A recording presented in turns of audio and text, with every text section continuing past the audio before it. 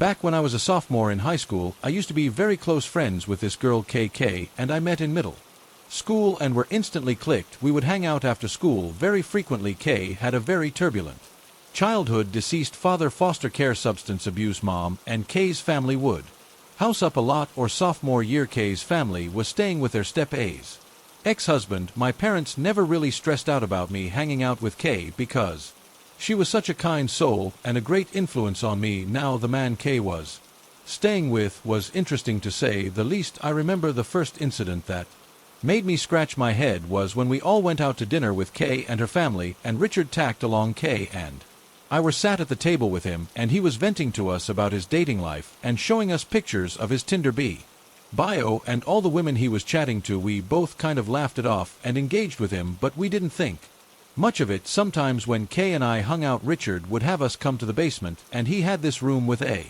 drum kit, and he'd play them for us with the lights off. Anyways, the strangest encounter I personally had with him was when I went to Kay's house to hang out for the day, and she went to take a shower. While she was in the shower, I was sitting in her room, and Richard wandered in and told me he wanted to show me something cool in his room. Kay's room was on the first floor, and Richard's was the only room on the second floor. Being the naive girl I was, I agreed and followed him up the stairs. When we got to his room, he realized his room was locked and seemed very annoyed and jittery because his key was downstairs. Now, instead of going downstairs, Richard takes his credit card out of his wallet and tries to unlock the door that way. Thankfully, it didn't work, and something clicked in my brain, and I decided to go back downstairs and sit in the bathroom with Kay until she was done with her shower. I'm now 23, and looking back at it, I honestly don't think there was anything cool to show me in that room, and I thank the moon and the stars that he never got it unlocked. I never told Kay, but as we got older, I casually asked if she had any weird encounters with him, and she said, "No, I'm not really sure how to end this, but I'm thankful I never got to see what was beyond that door." My boyfriend Jan and I were staying with two of his friends, Jim and Jeremy. Jeremy had left the apartment an hour or so before Jay, and I decided to go to bed. A few minutes after Jay fell asleep, I heard a knock on the door, and Jim answered. It turns out it was Jeremy, but he wasn't alone. Two guys that also lived in the apartment building forced Jeremy to knock at the door so that they could force their way in, as he didn't have his keys with him. Once they were inside, I could hear what sounded like a scuffle from where I was in the bedroom with the door closed. I woke Jay up, and all of a sudden we hear two unknown voices yelling, "Get down, get the ground." Jay wanted to go see what was going on, but I begged him to stay in the bedroom with me, which he did. After what seemed like a couple of minutes of arguing and fighting sounds, everything went absolutely silent. We opened the bedroom door to see him laying on the ground with what we later found out to be a barbed machete sticking out of his chest. Jeremy was calling 911. The apartment building didn't have a buzzer to let anyone into the building, so when the police got there, Jay let them in and showed them to the suite we were in. After that, they separated us all and put the three of us into the back of three different police cars, where they left us while the paramedics tried to save Jim.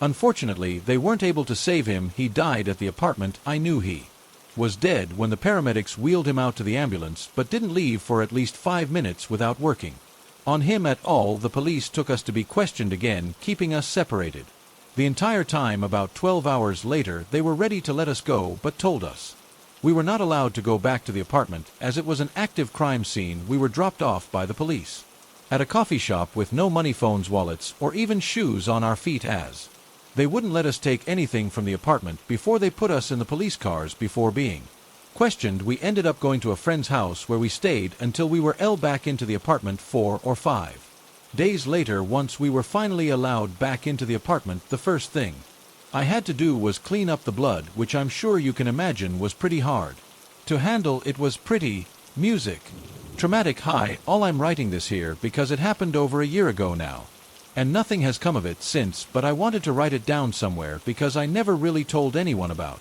it outside of some close friends. I live in a really small town, so I've never felt unsafe being alone or anything like that. I'm also 18 and female to male, so I feel a lot more comfortable in people not approaching me or being creepy since I passed well over the summer. I had started getting into the habit of going on walks as a way to get some exercise in and listen to a long podcast. I just started. The issue is I hate crossing streets, and I feel like I'm being judged or watched by people in cars when I waited crosswalks. I'm a really paranoid person, so I started going on walks at night when less people were out and about. Since it was summer, it didn't get dark until around 9 p.m., so I'd usually walk from 10 p.m. to midnight. When I first started, I didn't have a solid walking path and would wander down random streets just for the fun of it until I looped back around and found my way home. But after about a month, I settled on a path that I'd usually loop twice to get 7 or 8 miles in.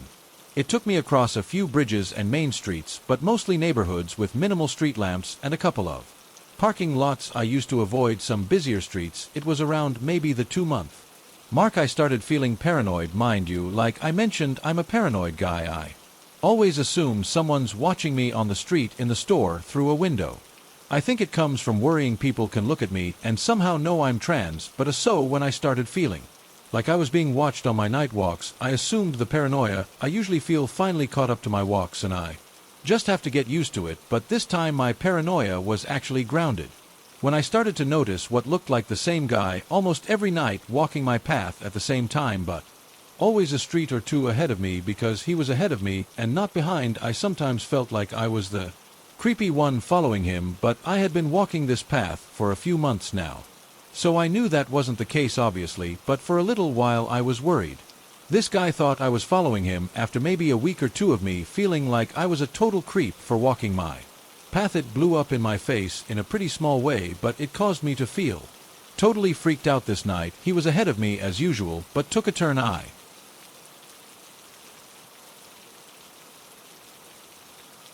don't take, so I lost him for a couple of streets. I didn't think much of it and continued on, but decided to divert from my own normal path and stop at a store to grab a drink. I don't do this too often because I had a habit of buying snacks I don't need, so I stopped going and hadn't it all in the last month after going in and wandering for a bit.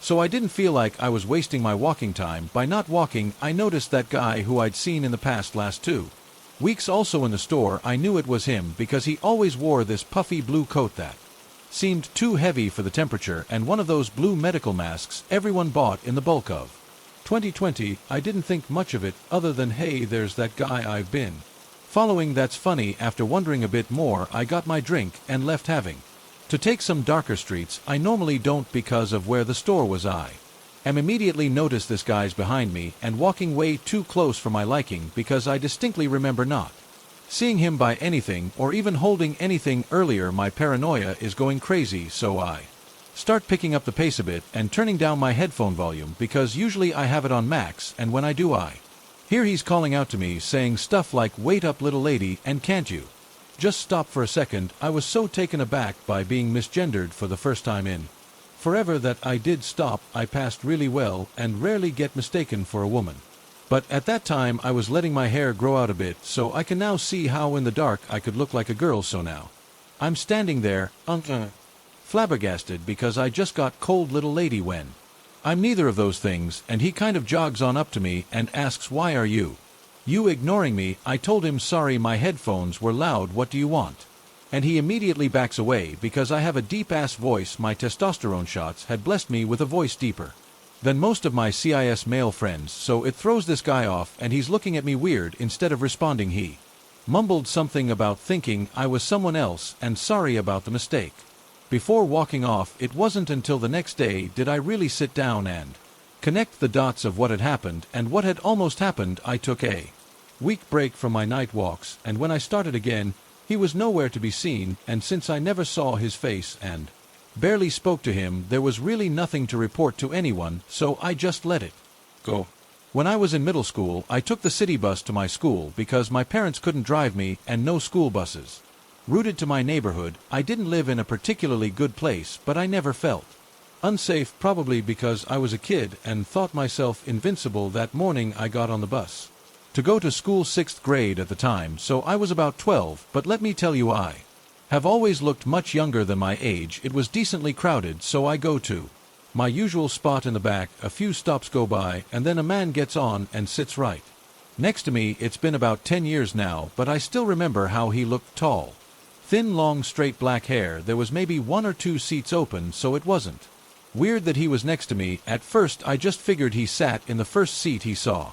Open then he started to talk to me. I can't remember what he said at first, but being early in the morning and already peeved that I had to share my space with him, I just made vague, disinterested noises at him. Then he asked where I was going. That's when my spidey senses started to tingle, because obviously it's early in the morning and I'm a child, so I'm going to school. So I said school in a duh kind of way. I realized now he was probably looking for me to tell him which school. A few stops went by and the bus opened up more, so I quickly went and found another empty seat. Not 5 minutes later he follows and sits next to me and still tries to get me to talk to him. He asks my name. I look to the front of the bus and see some 8th graders that I know from school and from riding this bus. My animal brain screams at me to find safety in the pack. I move up to the front of the bus and plant myself in the middle of them and basically press myself into them and give them the help. Me eyes. The guy moves again and sits directly in front of me. He asks my name again, and one of the boys I'm sitting with, G, quickly calls me by a fake name and turns his body so he's kind of shielding me and carries on a conversation with me until we get to our school. The group of 8th graders basically formed a circle around me and we huddled off the bus, and I turned to make sure the creep didn't follow us off the bus. Thankfully he didn't, but for the next few weeks I caught either the earlier or later bus in case he was on it again, and since the bus stop was right in front of my school, I was afraid he knew where I went and would show up, but I never saw him again. So creep on the bus us. Let's not meet again. I'm so thankful those kids were there to help me. I don't know if that guy might have thought I was younger than I looked and thought I was young and stupid enough to trust him with more personal information. I grew up in a small Southern California town known for its orange groves from days gone by. All those groves have been replaced by housing developments and shopping centers now, but there were still quite a few around. When I was growing up in the 90s, my friend Johnny and I used to get into all kinds of trouble. Back then we were just general miscreant, but there was one time I truly believe we almost became victims of a child predator. If anyone reading this also grew up in the 90s, you know that it was a different era. We'd be out all times of the day and our parents would have no idea where we were. There were lots of kidnappings back then. I can remember multiple times that I was offered candy or asked by some creep to help him find his cat. I always said I'd go check with my mom, and by the time she'd get outside ready to whoop some ass, he'd be gone. So anyway, Johnny and I were up to no good. One day after school we were trailing around this orange grove that bordered his street. We started pulling these little metal dam things off the irrigation channels and tossing them.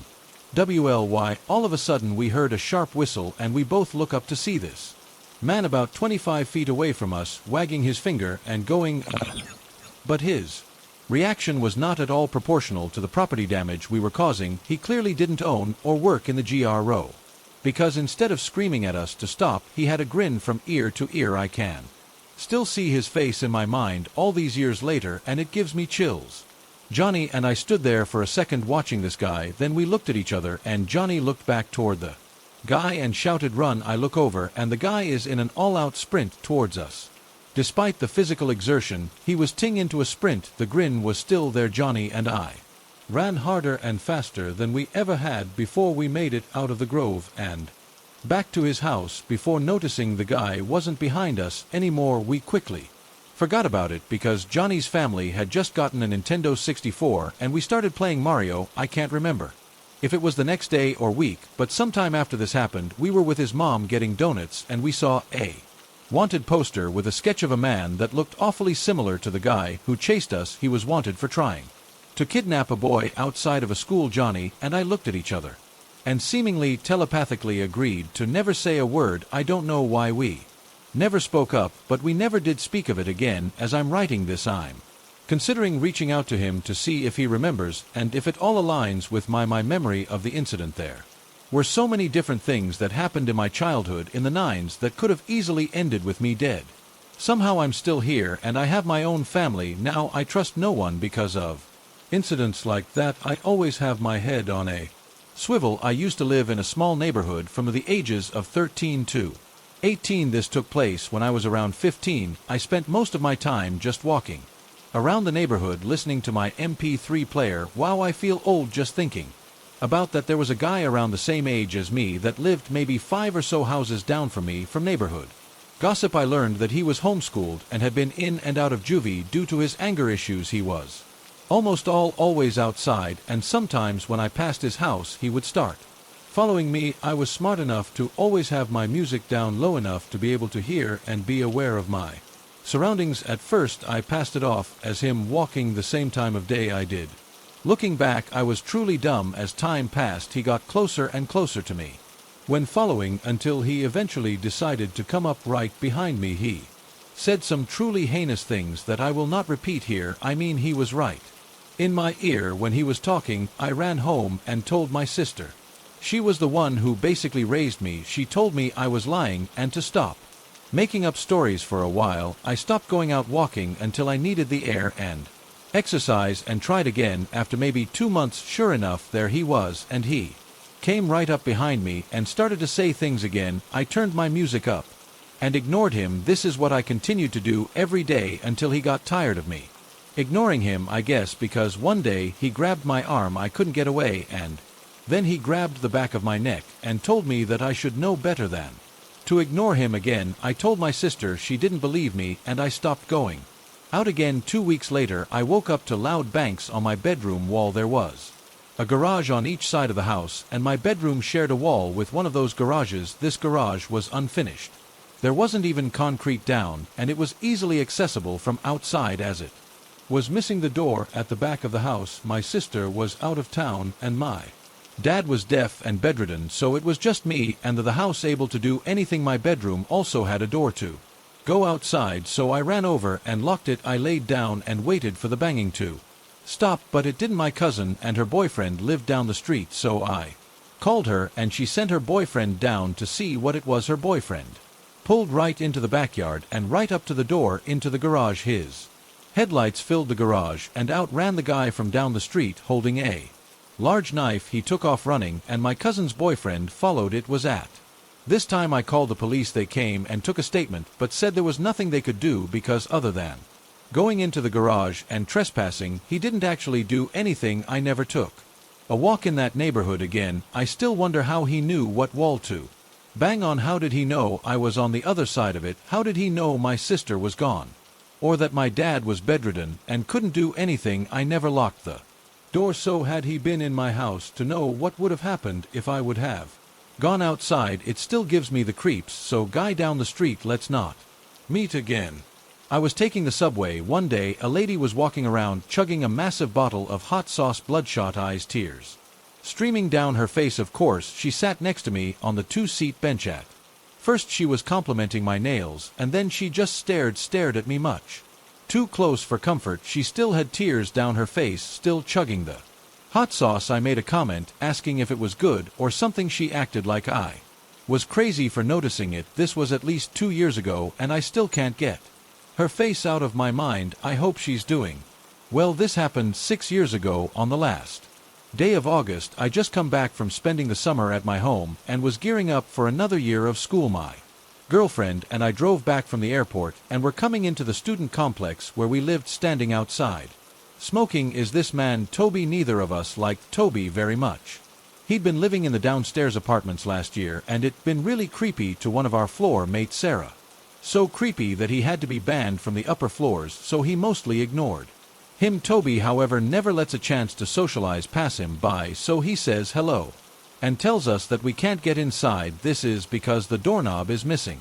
Weird, but the building was only renovated into a student complex the year before, and it was kind of trashy, so we didn't think anything of it. I put the door knob back on as Toby wanders down the end of the walkway to yell obscenities down the street. That's a bit worrying, because even though Toby is kind of creepy, he's not violent or overly aggressive. We slip inside. We think he must be drunk, and we settle in to go to bed since my plane got in late, and it's around midnight. We tried to sleep, but it turns out it was impossible. Toby, in a rage outside, is yelling and carrying on. He comes in and out of the house, banging doors and stomping around. Now, most people moved out at the end of the year, and we're not even sure if Toby lives here anymore. We decide it's fine, he'll tire himself out, he's not hurting anyone, we just ignore it. About an hour and a half later, Toby is still at it, but now he's outside our window. We're on the side of the building that's next to the other building, and next door they're turning That building into more student complexes. Toby is banging on the chain link fence, swearing about his house. Right outside our window. At this point, both my girlfriend and I are concerned. For our safety, the yelling and the banging are incredibly violent and show absolutely no signs of anger, so we go out and lock the doors and call the police. The police take a while to arrive, but Toby is disturbing the peace, so they have a talk with him, tell him to quiet down and go to bed. They come and talk with my girlfriend who called them, and they leave telling us to call back if things keep up or get worse. This is the end of it, we think, for about 15 minutes. Anyway, everything is quiet. Then Toby discovers we've locked the doors. He is not happy about that. He yells obscenity. Lad, with this is my house, getting louder and louder. He goes back to beating up the chain link fence and yelling down the street at drunks coming out from the bars, but mostly he's outside our window. Then there's a brief silence followed by the sound of shattered glass. Toby threw a rock and broke one of the windows in the room next to ours. Had he been one window over, it would have gone straight into our room. We called to the police again, now very scared for our personal safety. Luckily for us, however, Toby stopped throwing rocks at windows after that. Possibly because the windows are about a story off the ground. The yelling and banging at the chain link fence and the front and back doors didn't stop, though, not until the police came and took him away. We saw him a few days later after we learned that he in fact did not live in the apartment anymore. Sitting on the grass by the driveway on the phone, he gave us the worst look when we got out of the car. Luckily, I haven't seen him since, and I'll be happy if I never run into Toby again. My brother is 2 years older, and we've probably spent tens of thousands of hours and then some in the woods together, whether it was building forts or BMX tracks to laring and hunting. We've traveled across the U.S., exploring caves, canyons, cliff diving, mountain biking, camping, hunting white-tailed mule deer, wild boar, and whatever else since 2016. When we get the time on, I feel like adding this is important, because there's genuinely nothing I wouldn't do. War fear when I have him by my side, but this time was different, and we both felt it. We've had our fair share of adventures and stories to tell of all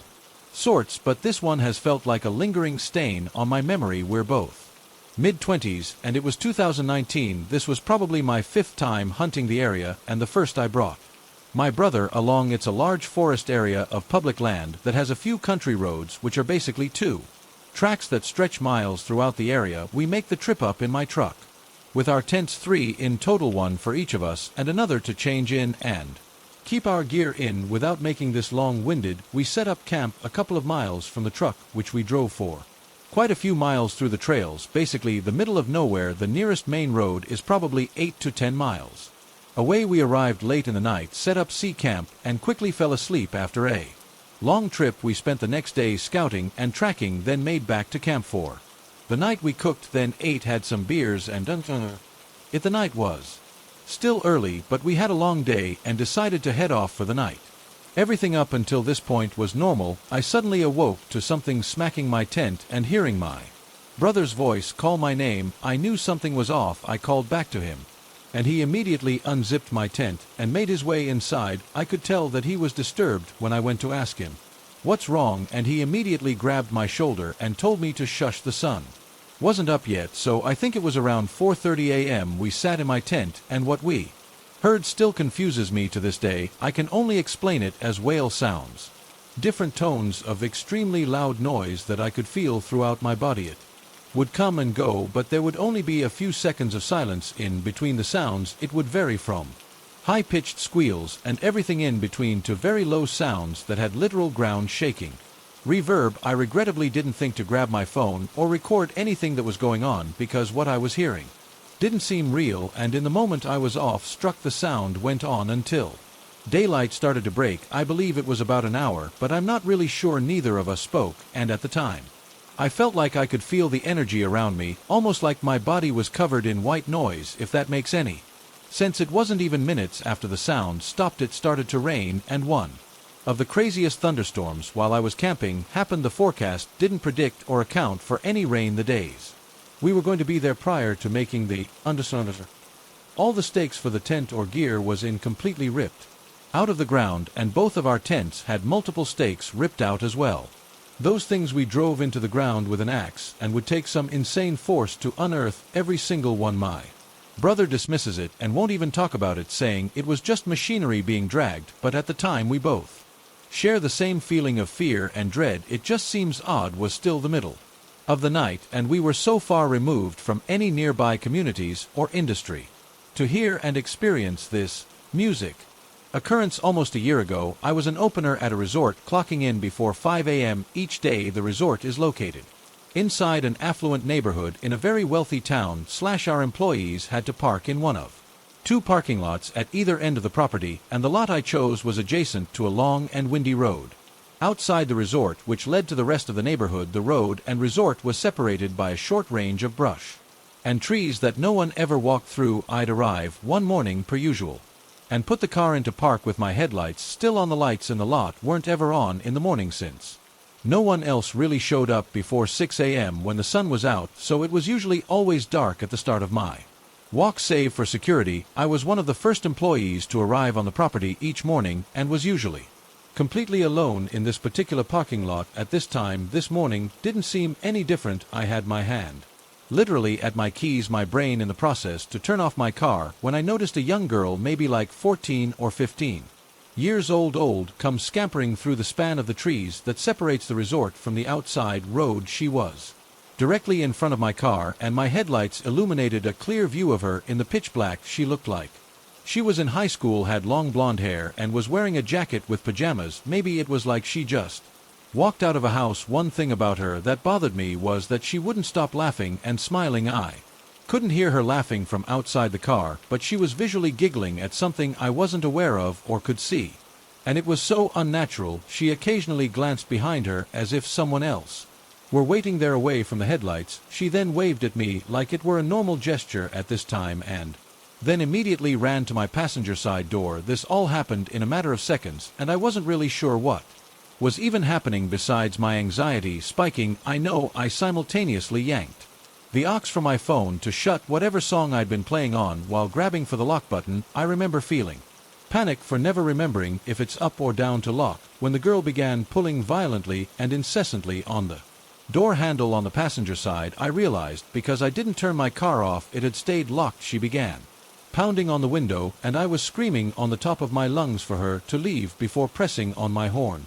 I could see her laughing outside like this was some type of game, as if I were a silly friend for not letting her in as a joke. After a few seconds she stopped pounding and trying to open my car door. Her face fell flat like I disappointed her, and she started to walk away from my car back the way she came. She waved at me again before squeezing through the trees out of the view of my headlights. This whole encounter confused me almost as much as it scared me. Most people I told the story to just chalked it up to her being on drugs, but that narrative hasn't felt right to me.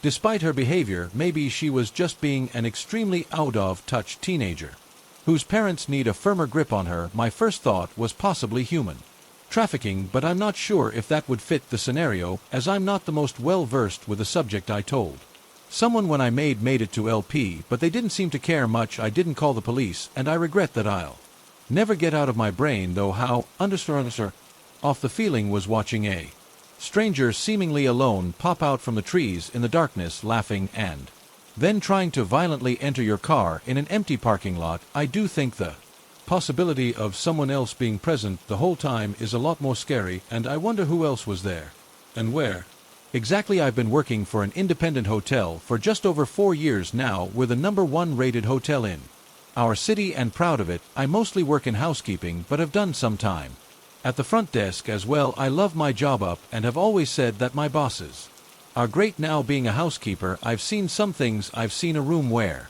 someone snuck in their dog, kitten, and chicken. We don't allow pets. I even had a room once that we had to call the cops on for a raid because we found men. They found a lot of drugs and guns in that room. But today is the first time I've ever actually felt scared to be in a guest's room, as I'm working on a room that's already been vacated. A man in the next room overcatches me at my supply cart. He's set to be staying for several days and tells me, you can go ahead and clean my room now. I'm going down for breakfast. Excellent. I love getting my stayovers done early on. It makes things easier for the people working laundry. The sooner we get the dirty laundry down to them. So I pop over into his room, opening it up and propping the door open with a stopper like we always do. The First thing I notice is that he has around 20 prescription bottles lined up on one of the two beds along with insulin and needles. I'm nosy, I'll admit it, and I wanted to see what he was on. Oddly, it was only 2 different types of medication for all 20 bottles. About 2 of 3 were a diabetes medication, and the rest were a chest all medication. That's a little weird that he has so many bottles of the same medication, but whatever. I go to make the bed and see that some of the bedding has been stained. I sigh, knowing that I'll have to change all the bedding now instead of just being able to turn down the sheets and blanket, so I leave the room, closing the door behind me to get the linens I need, and then I head right back to the room. I propped the door open again and had to set the clean linens on the desk chair when I see out of the corner of my eye 2 notes sitting on the TV armoire. It wouldn't mean anything except I caught the word kill scrolled on it. I dropped the linens and took a closer look. What I read on the first note made my blood run cold. It said, "You don't have to forgive her, you just can't kill her. You were here to take money and alcohol away from you. Get over having to kill her and you can safely leave." My heart was pounding, my eyes went to the second note, which it just looked like a to-do list at first, but in the end it made my stomach churn. The list said, "Spray and wash, apply for Medicare in subordination. The soul is healed by being with children. Bank card follow-up. Inheritance savings co-pop 10,500 map Montana. There will be a day of reckoning. Did you tell Mom what I said? How did Beth get my address?" It was too much. I quickly snapped pictures of them on my phone so I could show my boss why I would not clean his room. I left the room quickly, closing it up behind me. As the door closes, I turn and I see the man just 10 ft away from me coming back to his room. My heart is in my throat, but I manage a smile and I tell them I need more supplies. I'll be back to your room in a bit. I take off straight for the elevator, having noticed our maintenance man waiting for the slow transport. In a hushed tone, I tell him what I found, and he sees that I'm shaken and that it's not a normal state for me. He writes down with me, and I go straight to my boss and tell her that for the first time in all these years I am not comfortable being in a guest's room. I showed her the picture and her face is still and pale. She goes to the front desk and asks our general manager for a minute of her time, and then brings her into the office to show her. She agreed this was not a safe situation and took our maintenance man with her to go inform the man that he had 1 hour to gather his belongings and leave the hotel, and that he was not welcome back. I spent a few minutes in the laundry room trying to calm down. Then my boss went back up with me to the floor until the man was officially out of our hotel. I don't know who Beth is. I don't know who the woman is that he didn't feel he needed to forgive, but man in room 422, let's never meet again. I'm a former Brazilian Marine, and I'd like to report a well-known story among the Marines about the disappearance of a sergeant on an island where we usually conduct military training once a year. The Ilha of Maria Island is an island that during the time when Brazil was still an empire was refuge of slaves who fled the farms and gathered in communities in the most isolated parts of the island. These people are known as Quas, and to this day they still survive on the island through hunting and fishing. At one of these military trainings that takes place every year, a newly graduated sergeant made friends with one of the Quas who lived there in the region. During some conversations with the Quala, he told Sergeant Ricardo about an ancient story of an old hidden treasure that's inside of a cave on one of the isolated areas of the island. This old treasure was hidden there by a group of thieves who shipwrecked on the island many years ago during the time when Brazil was still an empire. However, he told Sergeant Ricardo that he should not enter the cave because any quum that already entered into it never returned again. So it was known to be inhabited by a spirit who protected the treasure from outsiders. Ricardo was skeptical and did not believe much in spirits, so he asked for the Quala to show him where the cave was. He refused to show him the cave entrance because he said that it was very dangerous. Ricardo didn't insist and decided to forget that story and just focus on the military training years past. And Ricardo didn't forget the story of the treasure on the island. He was thinking about how his life would change if he managed to find that treasure. The life of a Marine in Brazil was very tough and the salary was low, so he dreamed of getting out of the Marine Corps one day and starting his own business, and that treasure could help him with that. So he decided that the next time he went to attend military training on the Maria Island, he would insist that the Quala show him where the cave entrance is, even if he had to offer him money to show him the way. So after a few months, Sergeant Ricardo became aware that he would be chosen to be part of the next training group on the island, so that would be his chance to change his life, and he would not let that escape.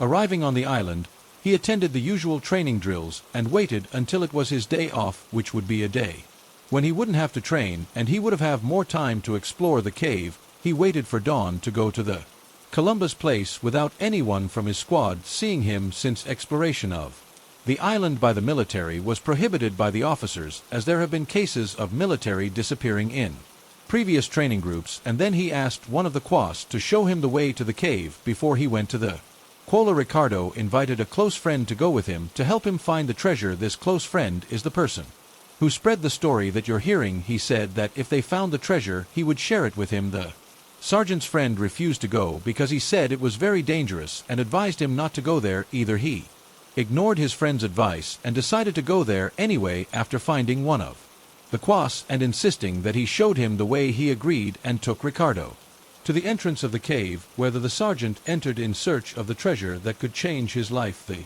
next day, the sergeant's friend noticed that he had not returned from his search in the cave and told the officers what had happened. Search teams were requested, and it took about a week to find the entrance to the cave, where the sergeant entered after conducting searches inside the cave. They found Sergeant Ricardo's dead body. It was believed that he was lost and could not find the exit, or was possibly bit by a snake. It is said that the Marine Corps compensated the sergeant's family and hid the case from the public so that it did not appear in any newspapers. I don't know if that really happened or not, but it's a very common story in the Marine Corps that's often told by older Marines. It said that this story happened in the early 1990s, so I think at the time it was not very difficult to hide this kind of story from the media. This happened a couple of years ago to myself and two other friends. We were probably 17 at the time. It was summer, and we had plans to go to our friend's house. There's this park that is halfway from mine and hers, so my friends and I decided it could be nice to sit in this hut in the park and have a smoke on the way to our friends. This was in the evening, so it was getting dark already, and as time passed it was dark enough for the streetlights to turn on. It's important for the story to explain a bit how the hut was situated in the park. The park was shaped like a big circle around a lake, so the hut we sat at had two entrances from the left and right side. These entrances then connected to the main park path. The hut is open and just has bench seats in a circle and a roof, but open air, if that makes any sense.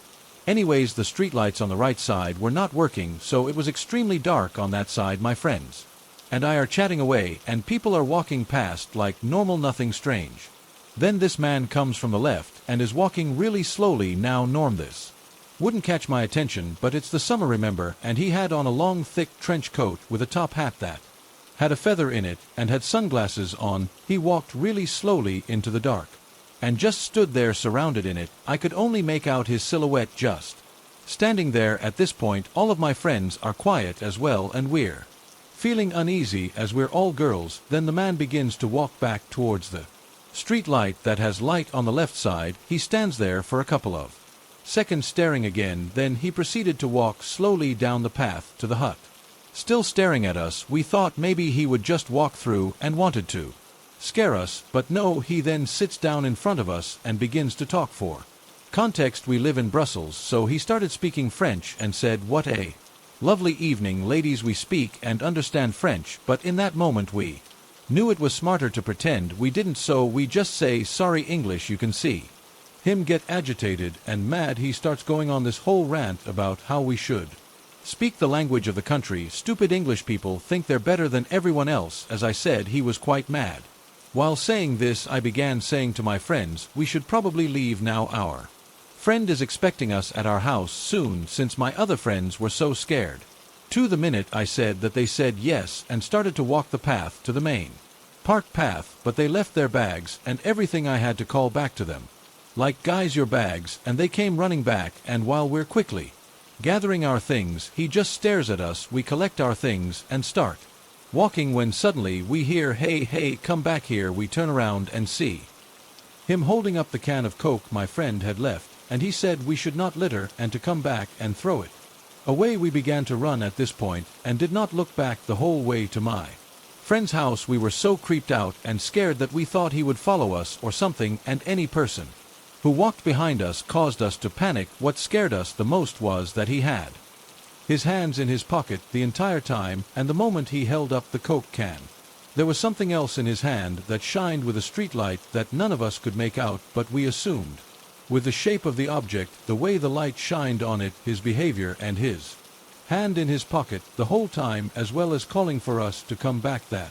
he held a knife. We haven't seen that man since, and all of us refused to go around that area at night. Now, it really scared us. I know this story might not be as creepy of an encounter as others, but this has stuck with me and my friends for a while. We have named him the Hatman. We're not sure what that man would have done if we'd stayed any longer or had come back to throw the can out, but I'm glad we didn't find out. Be safe out there. You never know people's intentions. I live in Denver, Colorado, and I'm a sex worker. Last year a girl went missing in Thornton, Colorado, and was shot to death. This year, a few months ago, another girl went missing and was found stabbed to death, and now a girl my friend is close with has been missing since last week, and we still haven't heard from her. They are all sex workers, and I'm starting to worry that this girl could be dead because of the other two. I've contacted the police already, but nothing's been done, and they still have no suspect for the shooting in Thornton. Could it be a serial killer, or am I just overthinking it? November of last year, the first girl went missing for a few days and was found dead. Then in February, another one of our girls was found stabbed. She went missing for almost a week before she was found last week. Another girl went missing and we still haven't heard from her at all, and we have no idea if she's safe or not. We strictly work in Denver and refuse to go out of a certain vicinity. The girls are all in their 20s and they had brown hair. And the girl who's currently missing has brown hair with 2 blonde streaks in the front. We also know to be aware of who we get into cars with or meet up with. My friend and I went to the police when the third girl went missing and mentioned the other murders so they could see if it's connected at all and that it's urgent and she needs to be found. My friend sent a message saying someone was following her, and we don't know if it's related or not, but she sent a description of the guy following her. He was tallish, had brown hair, but was styled clean-shaven and was wear INGA suit. To give some background information, I run a part simply for fun or to bring awareness to the dangers of the world and people around us, but learning about weird occurrences and true crime has made me more wary of people and behavior I'm usually really good at chopping occurrences as just people being people, but I do work in an area for sketchy behavior, drugs, abductions, and stuff like that. That being said, this happened while I was working the store alone. We have cameras, and I'm a fairly big person. I'm 6'2" and a heavyweight athlete. I'm also female, though you couldn't really see that due to the amount of layers I was wearing, around 12.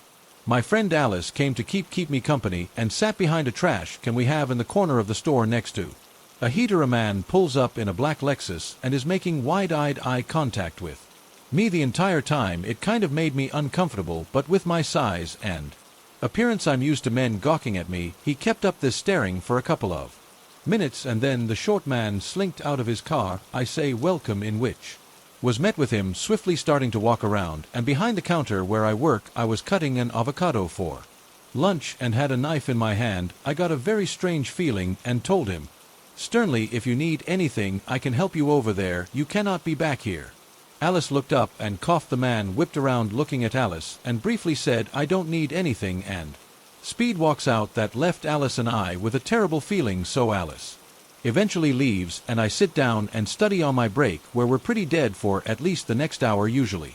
These 3 teens around my age, probably a year younger, come in. The one that started talking to me was visibly sweating and shaking with nerves, which was strange because it was freezing outside, like you could throw water and it would turn to ice cold. Thinking nothing of it, I asked what I could get them. He starts out, can you give me an Uber? I said I can order you one, which was met with no, I have cash, can you give me an Uber home? And I said no, I can't leave the store, and I was absolutely not going to be driving strangers to God knows where. He points at a phone and a charger his friend was holding, and I said there's an outlet over there they can use. He went to plug it in by my computer, which I said, hey man, use the one over. He walked all the way to the back to get right next to my stuff, which was a little weird, but whatever. The girl with the 2 guys pipes up as soon as they sat down, no, you can't say that, you'd weird her out, while the other guy said just go and ask her. They then continued to whisper something about there being plans, and you know I'm always happy to help, but I started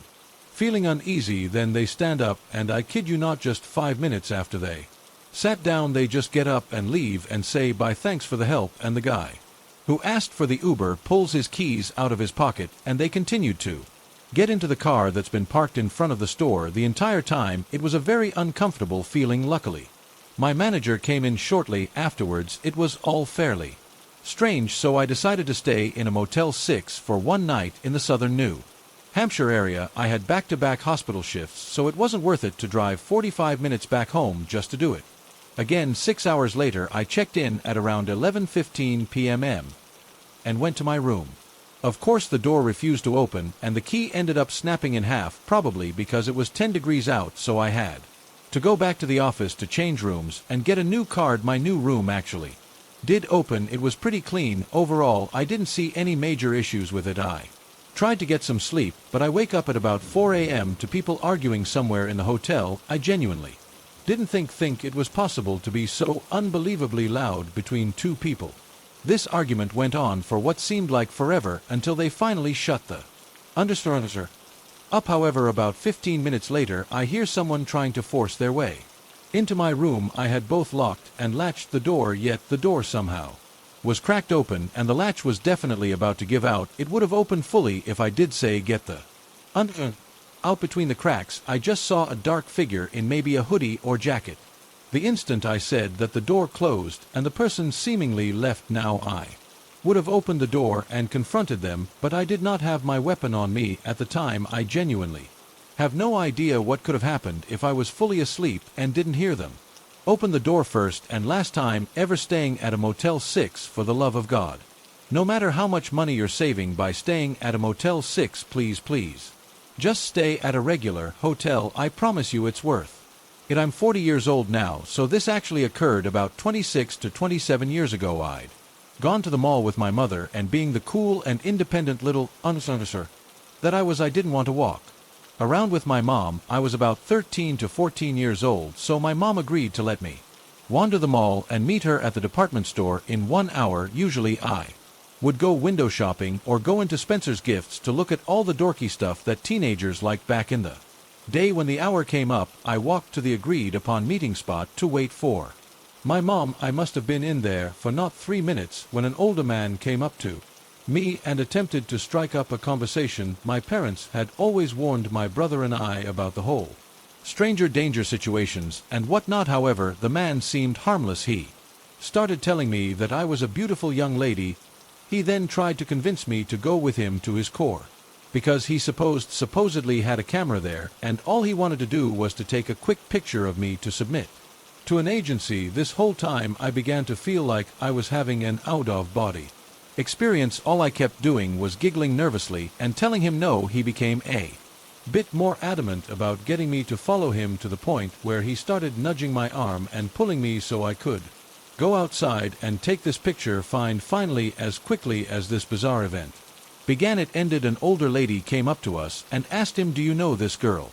The man became visibly uncomfortable, and the lady told him to off. He quickly shuffled away, and she looked me square in the eyes and asked me if I was okay. In hindsight, I really don't think I knew what could have happened had I followed this creep to his vehicle. All I did was tell the lady that I was fine as I walked away to finally find my mother. Looking back, I'm so grateful for that lady. I'm not one to act like a drama queen or even a person who overreacts to certain situations. However, I believe that this woman may have saved my life. I will never in my life forget her or that experience. My junior year of college, 5 friends and I rented a dumpy 3-story off-campus house. The place was old and huge, so there was always unexplained noises, and it was generally creepy to stay there alone. Anyway, one weekend in January, all of my roommates were heading out of town, so I was staying there alone. The worst part of this was that during this time there had been a string of break-ins and robberies in the area. Around where we lived, 2 people had been killed. Another person was shot in a separate break-in, and if I remember right, some people had been held at gunpoint for a few hours as well. All of these break-ins occurred within a 10-block radius of our house. Needless to say, I was a little paranoid about staying there alone for the weekend, but I was able to find a little hatchet in the house that would at least provide me some protection. That Friday night, I went out With some friends, had a few beers, and got home to an empty house around midnight. I stayed up a bit longer watching TV and passed out on the couch. With my contacts in and with a hatchet close by on the coffee table, I'm not sure how long I was to sleep for, but I woke up to the sound of someone jostling. The front door handle the couch I was sleeping on was only about 10 feet from the door I laid there, listening to the front door knob being turned, and I couldn't move. I was so terrified. Then the jostling stopped and I heard footsteps walking off of the porch and away from the house. Still scared but able to move, I grabbed my hatchet and mindlessly stared at the TV, trying to calm down. Then I heard footsteps come up the porch to the door. I brought my hatchet into a throwing position. The deadbolt on the door turned and the door opened and someone walked in. Just as I was about to throw the hatchet and run in the opposite direction, I realized it was one of my roommates. Apparently his weekend plans changed and he was staying in town for the weekend. He'd been out partying, lost his house key, and remembered we had a backup key hidden along the side of the house. Once he opened the door, I was standing there with a murderous look in my eyes and a hatchet in my hands about to be thrown. I'm pretty sure he was as scared as me. 15 years later, I can still remember that feeling of sheer terror when I heard someone at the door. I'm also thankful that I'd fallen asleep with my contacts in that night, because without those I would not have recognized the intruder. I would have thrown the hatchet at full velocity towards my roommate. Okay, so I worked night shift in a maximum security psychiatric hit hospital. As you can probably imagine, these kind of experiences come with the territory. To set the scene for you, the hospital I work at was built in the 50s as an asylum. The concrete walls are cold and sounds echo throughout with relative ease. The pressure differentials between units and the main hall create a haunting howling sound as the air escapes through the cracks under the doors. We typically keep the lights out to encourage patients to sleep through the night, and then there's me walking the halls alone to check that everyone is still breathing. I've heard people laughing to themselves, whispering conversations to someone unseen by me. I've even ran to emergencies where other patients have snuck into another's room to beat them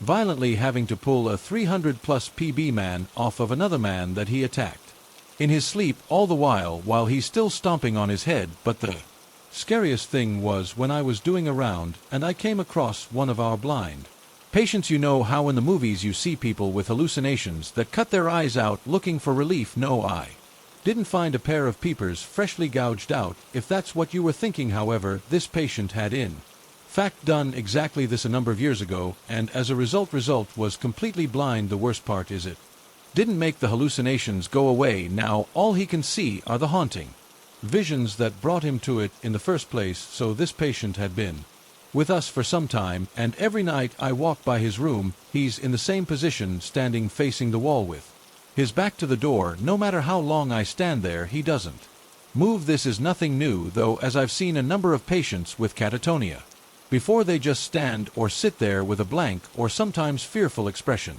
and react to nothing. So the scariest part for me was when I passed by his room walking quietly so as not to wake any patients, and I peek into his room through the window. He's standing there facing the wall. Just before I'm about to continue on with my rounds, I see his head to like he heard a voice. He turns around with his empty eye sockets and looks at me. Sarah, is that you? I nearly myself. I didn't even know this patient knew my name, let alone that he could tell somehow that it was me standing there. I probably should have reassured him that I was real, but in that moment I was so scared I just kept on walking. Around 2006 I was driving flatbed, picked up a load of construction material in rural Tennessee. My memory is foggy now, but I want to say between Memphis and Nashville, but closer to the intersection of the Mississippi, Alabama, and Tennessee state lines. The tarp was required, so I strapped everything down, tarped the load, and left the Shiper about 5 miles down the road in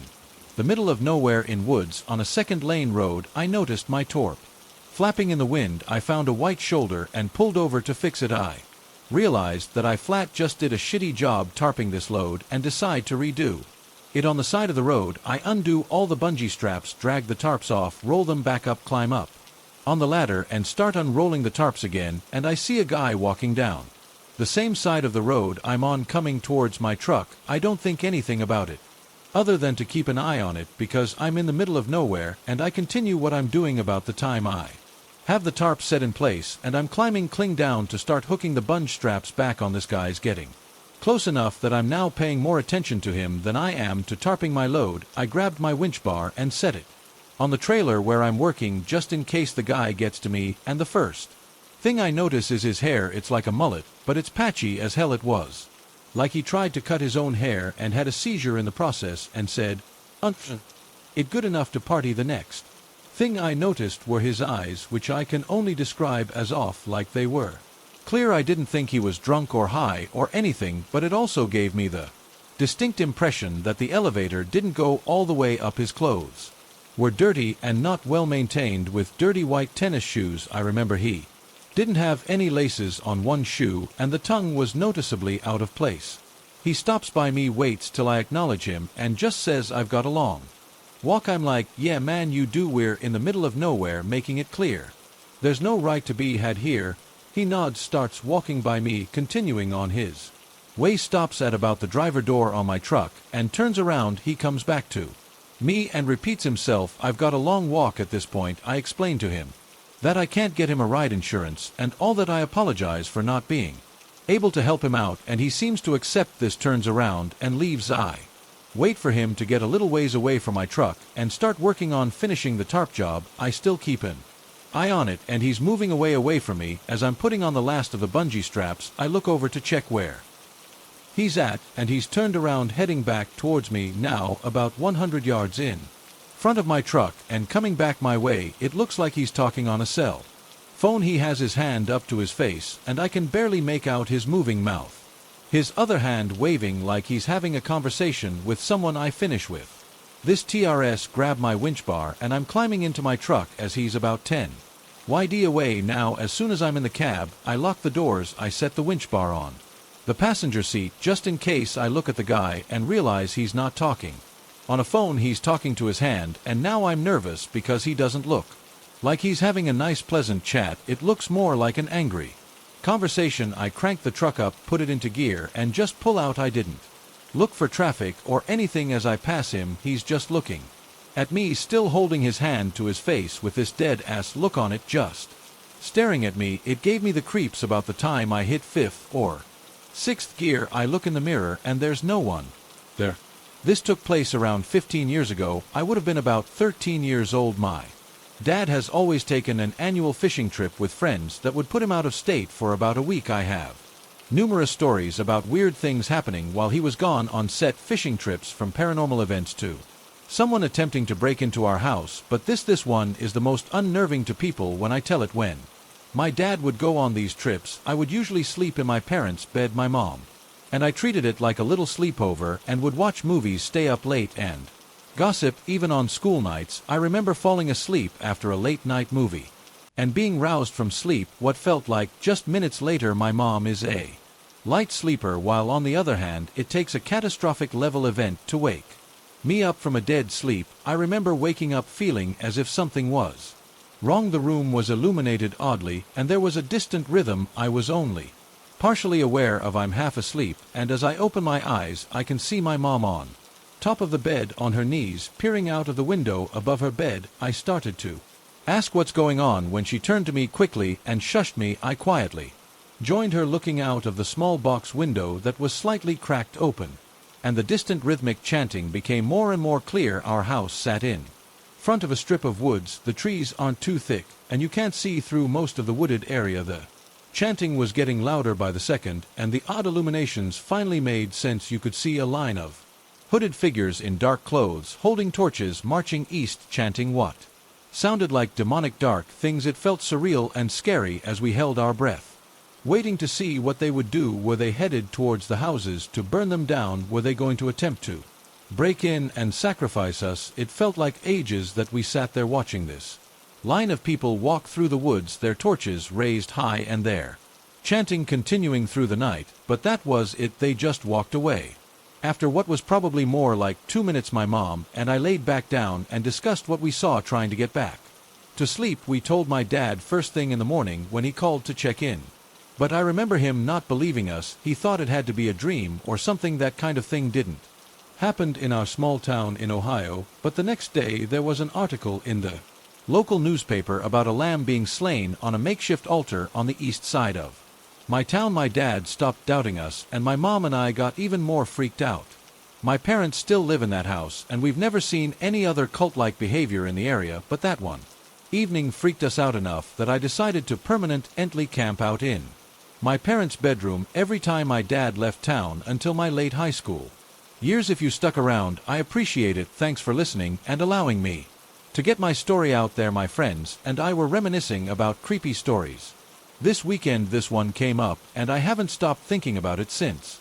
So I wanted to write it down and share.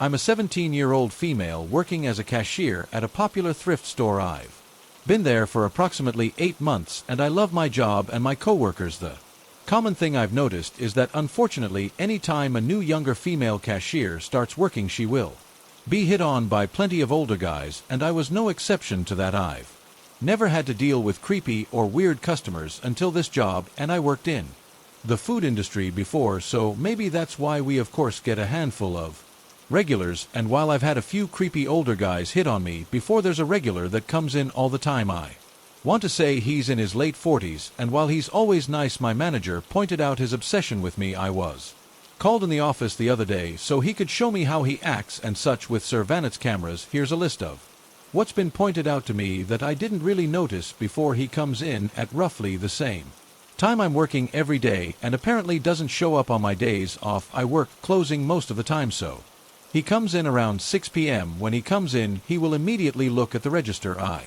almost always work at and will do a double take looking for me. He usually buys one item, spending about 15 minutes in the store. Usually my manager has pointed out that he needs to buy something, or else he knows it'll look weird. Every time without fail, he will go to my register, and even when I was on the floor doing recovery, he'll ask me to check him out because I'm his favorite cashier. If there's a shorter line, it doesn't matter, you will stay at my register waiting and watching me. He lingers around after buying something just to talk to me, showing me things on his phone, making sure there's no one else in line. My manager said he approaches me when I'm alone so he can talk to me without holding up a line. He's commented on my hickeys that I failed to cover up before on my neck, making weird remarks here and there. He says he usually checks because there's always about 1 or 2. He said I would look good as a blonde, which isn't inherently weird, but paired with everything else, I guess it is. When I wasn't wearing any makeup, he would say something like, "You seem out of sorts." Recently I started wearing makeup again and he's commented saying he likes that I'm back to my old self. I've noticed weird flirty remarks with him, but I always brush it off because customers are always kind of weird, and I deal with that often anyway. He lean over the register counter to talk to me closer. Just his body language in general. He does a double take when he leaves too, keeping his eyes on me. I think it's possible he knows what car I drive. He was at my work this morning, even though I always do closes. I've asked my boyfriend who works with me if it's true that he never shows up when I'm off. He said yes, it's true. I don't think he knows my schedule, but he might know my car and see it in the parking lot. He always parks out of the store outdoor camera view, so I still don't know what car he drives. The general manager was made aware by the manager, but the creep didn't interact with me much today because I was never alone at the register or on the floor. I was training a new cashier today. He was there a lot longer than usual, I'm assuming because he was waiting for a time when I was alone and there were no customers. I think he gave up when he realized I would be training for the majority of my shift, and seeing how busy it was since I worked opening yesterday, he came in before my shift at work, probably assuming I would be opening again. I'm working closing tonight. Apparently he came in earlier and saw the new cashier, so we actually ended up asking one of them new cashier, who quit, probably thinking I quit. It's only 4:33. He usually comes in around 600 if I'm closing. I'm just waiting to see if he shows up for the second time today. I doubt he will, since he might think I don't work today. My manager and I are going to keep a log of what time he comes in and leaves. I'm going to keep his phone number saved in my notes so I can look him up and hopefully find his name and other information. I will possibly keep my phone on the counter to voice record what he says. I wish I could record him in person, but it would be too obvious if I get shown more security footage. I will video that. Instead, growing up, we lived in the projects. Our grandmother lived in the projects area, probably about a mile away from us. My younger brother and I went to take something to her, and then when we were on our way back home, It had started getting dark. We decided to take a shortcut, which meant walking through a dirt road with a factory on the right and a wooded area on the left. There was almost no light in the area, so imagine an 11 to 12-year-old boy and his 9 to 10-year-old brother working up the courage to walk through the darkness to get to the main road. We started off walking quickly to make it through there. And I was pretty much holding my breath the entire time because I didn't want to make noise. I didn't want whatever was out there to hear us. Finally, we made it out of the wooded dirt road and we turned right onto the sidewalk of the main road. We make it about 10 feet and suddenly we hear something behind us. I look back and my brother does too. We see someone come out of the same dirt road we just come out of. We turn around, my heart pounding, and I say to my brother, they're following us. We need to hurry up. We still had a way to go to get home, and the only street light that we could see was down the road. I say to my brother, while holding his hand, walk faster. We hear the footsteps behind us start picking up speed as we are practically running. Once we notice this, I whisper, we're going to run. Are you ready? Okay, ready. Run. And I start running, almost dragging my brother behind me. It's probably all in my head, but I swear I hear the person behind us running too. We run past two cross streets and run up a little hill and make it to the traffic light. We stop and look back quickly. It's so dark we don't see anything. We still think we're in danger, so we run across the street and have one more street to cross, and the projects area would be in front of us. We run the remainder of the way home. We don't want to be told we can't go anywhere again, so we don't say anything about being frightened and running all the way home. Thinking back to that time, our imaginations probably got the best of us, or maybe we did escape. We'll never know. I've always wanted my own dog. I put a lot of research into it and decided to get a Burns Mountain Dog. One thing to know about this breed and my dog in specific is that they are very friendly and don't know a stranger before getting him. I saw videos of the same breed just napping while repair people came into the backyard. This was not an issue for me. We have a very protective Saint Bernard at home, and I didn't think we needed a second guard dog, and I wanted to be able to take my dog out. It was better for him to be friendly around October when a chill was just starting to form in the air. A friend and I decided to get some pumpkin-flavored coffee for us and a pup cup for my dog Sirius and go to a local park to get him some exercise now that it wasn't too hot for him outside, and smoke some. This is not one of the nicer parks. It used to have a dog park attached, but due to continuous flood damage it was closed down, and now the area where it used to be is mostly secluded, and there's plenty of people who use that for their advantage and do drugs there.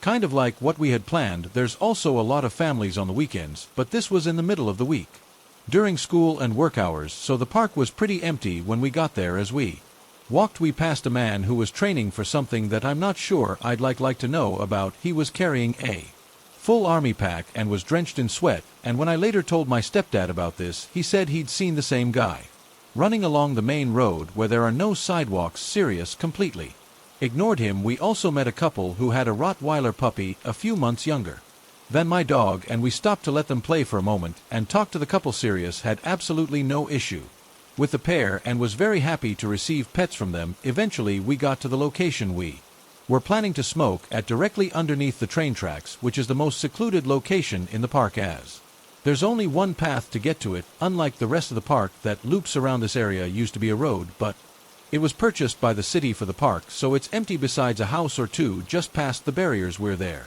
for around 30 minutes before an older man walks by, gives us a "how's it going?" the way people do when you pass them on a walk, and turns around and walks back the other way. A little while later he passes back again and notices us still sitting there, stops and says, "Are you girls all right? Are you waiting on a ride?" This creeped me out slightly, but I tend to be overly cautious, so I say no, we're okay, which was true. I had driven there and I was still nowhere sober enough to drive, and we were just enjoying the nice weather before it got too cold. He responds by telling us to have a nice day and turning around. Sirius, through these interactions, just continued to play with the stick he was chewing on. I mentioned these encounters just to solidify how absolutely strange the next one was. Soon after, a man who seemed to be in his late 40s or early 50s starts to walk towards us. Instead of turning around like the other man had done, he starts to walk toward us. Sirius absolutely loses it, barking and growling at this man and attempting to lunge at him, despite the fact that he was only around 7 months at this time. Sirius is a Big dog, probably around 70 pounds at this point, and the man was very freaked out. And continues past us, walking faster and keeping his distance. However, like I said earlier, there's nothing behind us besides an empty road and thick heavy woods, my friend, and I continue to sit there until I was sure enough that he was gone. That was weird, right? I asked my friend around 30 minutes after she agreed with me. Where did he even go anyway? That was something I hadn't considered at the time, but looking around I couldn't think of anywhere he could have been because we're high and stupid. We come up with a brilliant idea to wait and see if he passes us again, and if he doesn't, we'd walk towards the road behind us to see if there were houses he could have gone to. However, him living in one seemed unlikely. He was dressed for hiking with one of those backpacks specifically made for it, and if he lived so close, I don't think he'd be dressed up for a hike. He doesn't pass us again, so we walk up the small hill and past the barricade. There's around 3 houses just past it, all pretty rundown, and the second we get to the first one, a man comes out onto his porch with a gun and just stares at us. So safe to say the people who live there aren't a fan of people from the park on their property. I think the only solution is that he went into the woods. I'd never seen my dog act like that before, and I haven't seen him act like that since every other time he meets someone he acts like everyone he meets he's known for his whole life. I've always thought that dogs have better instincts than us, and this has just proved it right for me. We're both pretty small girls, around 100 pounds and under 5 feet 5 inches, and it's scary to think what could have happened had my dog not been with us, and we had no way to defend ourselves in such a seclusion area. I grew up in the 1990s, born in the late 80s. I remember getting my first bike and starting to explore the area I grew up in upstate New York. Where I grew up is much different now. In the 90s, it was more rural with clusters of neighborhoods here and there. There I lived near an old sea landfill, and the main road connected a lot of semis down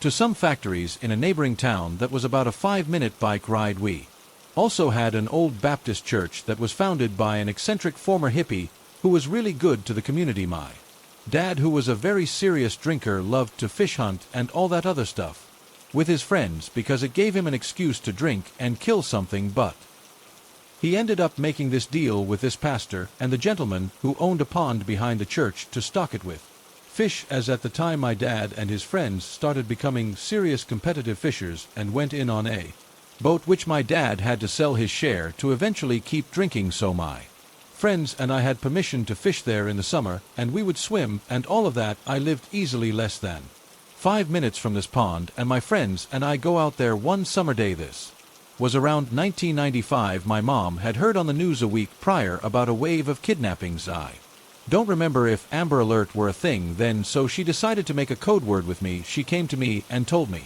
if anyone ever tried to convince me that they knew my mom or dad, in the hopes to get me to get in their car to ask them for a code word. Ours was pickles. So fast forward to our fishing trip. My friends leave before for me after we sat around and actually just swam more than anything. My friend Dennis got mad because he was serious about fishing, so he and his brother left, and I was alone on the road, as the road, once you got past this farm, was a straight shot to the main part of town, and our road was right before the road ended. So I get to my road and I'm about to turn, and I didn't notice I was being followed by this pickup truck with this Cletus looking guy from The Simpsons in it. He greets me and tells me that my mom and dad are waiting for us at this local restaurant, which I knew. He tells me that they asked him to come and get me and meet them there so we can all have dinner. I immediately thought of what my mom said, and I started getting this evil feeling like I was in danger. So I told him that my parents specifically have a password that they give to their friends, and that if he was one of their friends, he was required to tell me, at which point he got mad and started swearing at me. I didn't see one, but I was certain he had a firearm. As he started fumbling around in his truck, I turned and started paddling down my road screaming for help and that I was in danger. He jerked his truck to follow, but I was making too much noise and was already to my house, and he just took off. When I got home, my mom was there, and I was hysterical and asked her why she would ask such a mean friend to pick me up, and I told her what happened. She didn't believe me and calmed me down. She told me I did the right thing, but I could tell she had a hard time believing me. She also grew up in the same town, and nothing like that had ever happened to her. A few days later, a friend of hers tells her a similar story about her son in another part of our town. The police then were involved, and the cops came and talked to me. I gave them the same description of the man, the truck, and what had happened, and everything else. I don't know if the guy was ever caught. I used to be very bitter at my mom for not believing me, but I now understand the confusion she had, and instead of reacting, she just tried to console me and keep an eye on everything. My dad, on the other hand, was more vigilant about it and would ask me all the time when he'd take me out if the owner of a truck that I described looked like the man I saw. I just hope that no other kids were harmed by him. This happened when I was in the 2nd grade. I felt sick in the morning, but I wanted to go to school that day. I managed the first period okay, but then I was sent home because I was running on high fever. Luckily, we lived on the same street as the school, so instead of getting my parents out of work to come and pick me up, I just walked home. It was fine to walk home alone for me. I didn't ever worry. It was only a short walk. I let myself in and went straight to my bedroom. I got into bed and fell asleep. Before I knew it, I was sleeping soundly, I guess, but then I was awoken by a noise from downstairs. I honestly just thought it was my mom coming back from her part-time job or from shopping or whatever the school probably called her. Since she woke me up, I figured that I might as well go downstairs to go and see her. I crept down the stairs quietly, and I felt like surprising her that day. I likely had a smile on my face as I slowly went downstairs. However, that smile would soon disappear when I realized that my mom wasn't down there. Someone else was. It was our neighbor, a guy of about 50 years old. He lived next door. I stopped and stared at him. He had a knife in his hand. Seeing me at home, he panicked. Now, I am old enough to know that he didn't expect company. He would have assumed that the house would have been empty, or I dread to think my mom would have been home alone. Before I could begin to process what I was seeing and begin to question what was happening, he spoke to me. Hey, can you keep a secret? No one needs to know that I was here, okay, pal? My eyes were glued to the knife in his hand the whole time he was speaking. My brain was now in gear. Remember, I had just woken up and I had a fever. Now I was beginning to put 2 and 2 together, well, trying his best as I could. I was only a kid when this happened. I stared at that knife and I just thought to myself, I am in danger. I was so scared when the gravity of the situation set in that all I could do was nod. Yes, he smiled at me when I nodded, and then to my surprise he turned and left. I ran over to the door and locked it. I guess I must have forgotten to lock it when I got home from school. I wanted to tell my parents, but the thought that my neighbor might kill me if I told them, he scared me so much with that knife he had in his hand that there was no way I could break the promise I had with him. I had to keep the promise, so I didn't say anything to my parents. About a month went by and life was kind of back to normal. I thought about the neighbor often, and I didn't like being home alone after school waiting for my parents to come home, but I was surviving. One afternoon after school, I heard a knock at the door. I went to the door and it was the old man next door. Stood out there. He had a load of sweets and he wanted to give them to me. I was so stupid to open the door while I was home alone after what had happened. I know that now. By the way, I reluctantly accepted them and closed the door. He would run into me or come to the house once a month to give me some candy. After that, he always smiled and said, "Here you go, eat these." I didn't understand at the time why he was bringing me those sweets, but I guess it could have been to try to bribe my silence. I'm not sure, but I think that's what it was. I didn't like being rewarded for a reason I didn't understand. It felt wrong and a bit gross. I didn't like to see him smiling at me holding the candy. I could always picture him holding that knife instead. One time he came over with his candy while my mom was home, and my mom made excuses for me, saying, "Oh, he's just shy," and stuff like that. When I didn't want to talk to him or make eye contact, my mom would laugh as she said that finding my shyness cute. I guess she didn't know the secret I was keeping for him. Months and months went by, and then I heard the news that the creepy old neighbor of ours had passed away. It was like a weight had been lifted off of me. My parents thought that I would have been in bits because to them it looked like the old man, and I had a deep connection inside. I was celebrating, not mourning. I didn't shed a tear for that man. Life moved on after that. I grew up, moved away, and began a life of my own. I've always been a little edgy about being the only one at home, but over the years it's gotten easier. I went back to my hometown last weekend and was reminded of our neighbor. I was at some neighborhood party with my parents. Someone mentioned him, and I listened in. That old guy, he loved betting on horses and playing the slots. Another person said, "Yeah, I just remember him being an alcoholic. He used to turn up to our house uninvited all the time. And I had to have strong words with him once to get him to go away, and another neighbor chimed in, where don't you think? It's funny that all the thefts in the neighborhood went away after he passed on. That's when it dawned on me he was there that day to rob us, and possibly more than that had my mother been home alone, which was very likely. Because she worked part-time, things might have gone very differently, so he was bribing me with sweets to keep his secret. He was going to rob us. At the bare minimum, he was an alcoholic thief who preyed on our neighborhood. I can still see his face and the knife in his hand. It is a pretty traumatic memory for me. I have had some pretty creepy experiences in my life. A lot of them live with me and re-emerge when the lights are out. By that, I mean I'm essentially haunted by their memory. One in particular stands out for me. I remember being home alone and hearing a woman's voice. I couldn't really make out what she was saying. She was mumbling and sobbing. That was really scary. I just ran straight out of the house. On another occasion, I was home alone, and the door to the living room slowly creaked open by itself. I instantly got to my feet and went to see who was there, but of course, no one was there. I don't know if I am susceptible to the paranormal or anything, but I would be lying if I said I wasn't a believer. But talking about the paranormal isn't why I'm here today. I want to share with you the scariest experience I have ever had, and it happened when I moved into an apartment to live alone for the first time in my life. This happened 3 years ago. I had just moved in. Picture a room with just the bare bones furniture and lots of cardboard boxes. I remember being way too tired to unpack any of those boxes, so I thought I would unpack the following morning. After I positioned my armchair at a perfect angle for the TV, I collapsed into it and relaxed. I must have been dozing while I was sat in it for a while, but then I was awoken by a strange noise. I heard laughter coming from the opposite side of the living room wall. Well, as far as I'm aware, I only heard it the once, so I kind of chalked it up to me being half asleep. I didn't make a big deal out of it. I got up and then went to bed. In the morning, as I was making myself some breakfast, I heard another noise coming from the wall opposite my new living room. It was that laughter again. A weird thought came to mind. I wonder if the person next door is laughing at me. I need to give you a little more context here. I think now when you think of a laugh, you think of those sitcom laughs. I guess you know a live audience. What I mean is a laugh when something is funny.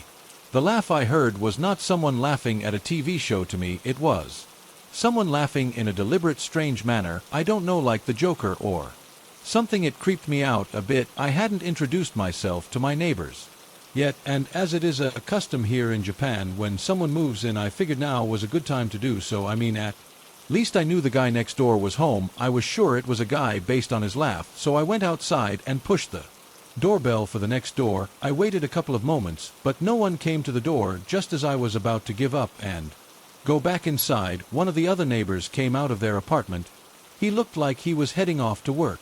No one has lived there for a long time, he said to me. Well, as you can imagine, that was pretty strange to hear. Since I just heard someone laugh next door, I introduced myself and kept the laughter I'd heard to myself. I ended up thinking that it was just another encounter with the paranormal. Great, trust me, to live next door to a haunted apartment, I thought normally I would have freaked and wanted to move out straight away, but since I had previous history with ghosts, I thought I would stick it out. Nothing much else happened besides hearing a little bit of strange laughter now and then over the course of the following days. Who cares about a little laughter anyways? I told myself. 3 months went by pretty quickly in the new place, and despite hearing a man laughing every now and then next door, it was pretty much plain sailing. But just after that 3-month period, I heard a new noise coming from next door. There was a new strange clanking sound coming from the walls. Once again, it was the living room wall. Well, the laughter was one thing, but now a strange clanking, banging sound. That's a little too much. I thought about moving, but if I'm completely honest, I was way too lazy to pack everything up and get searching for a new place. I didn't act. I just stalled and then learned to live with that new noise. Life got in the way.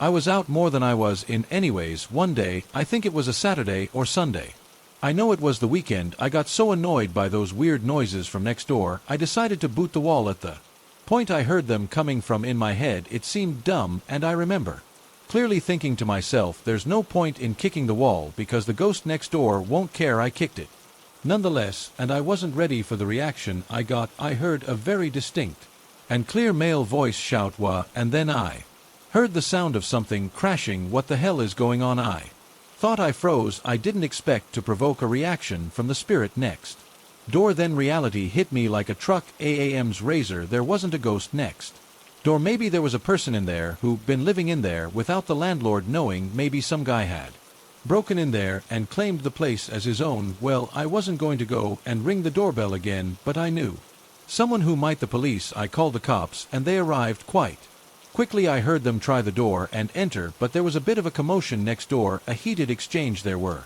screams and shouts. There was someone living next door. After all, I found out later that a middle-aged man had been living in there, even though that apartment was supposed to be empty. The man was apparently under the influence of some illicit substances, shall we say.